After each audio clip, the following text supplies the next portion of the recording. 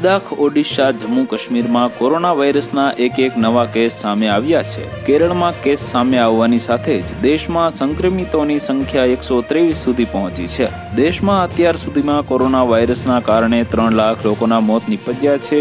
ત્યારે જમ્મુ સરકારે શાળા કોલેજો બંધ રાખવા માટે આદેશ આપી દેવાયા છે. આ વચ્ચે પરબધામના સંત કરસનદાસ બાપુનો એક ભવિષ્યવાણી કરતો વિડીયો સામે આવ્યો છે, જેમણે અજાણ્યા વાયરસના કારણે કહેરનો દાવો કર્યો હતો. જોકે આ વિડીયોમાં 2020માં સમગ્ર વિશ્વનો વિનાશ થશે તેવો પણ દાવો કરવામાં આવ્યો હતો. હાલ સોશિયલ મીડિયામાં કોરોના વાયરસના મુદ્દે કરસનદાસ બાપુની આ ભવિષ્યવાણી કરતો વિડીયો વાયરલ થઈ રહ્યો છે.